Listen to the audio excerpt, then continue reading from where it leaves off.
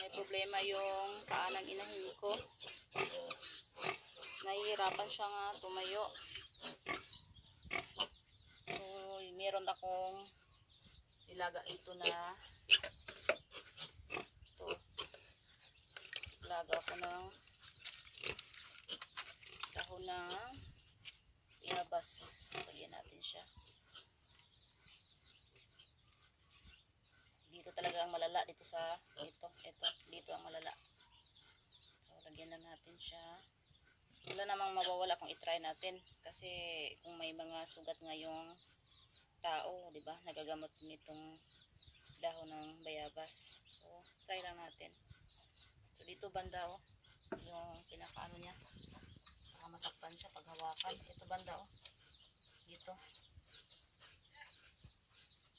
So, lagyan na natin ng itong sabaw. Tulad yan, bumuka na yan. Tulad yan, bumuka na yan.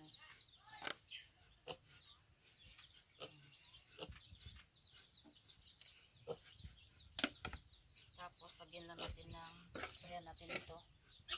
Hawa, Dik! Agoy, mahugaw ko, Dik. Ito.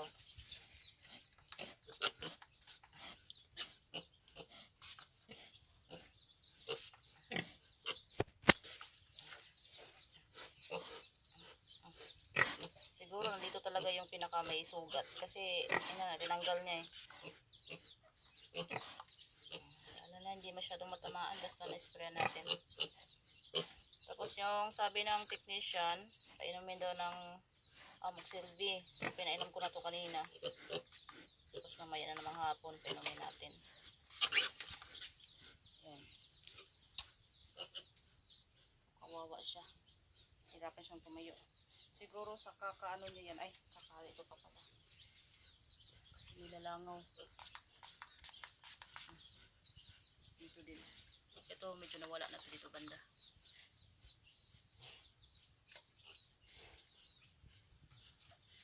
So mag-update lang ako kung ano yung resulta.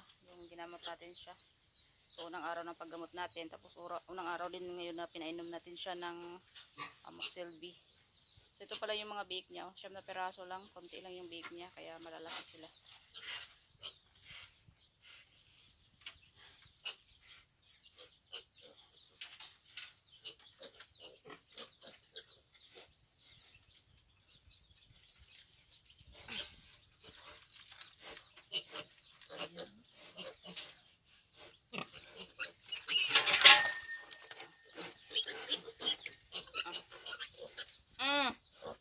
Talaga ninyo magpadide.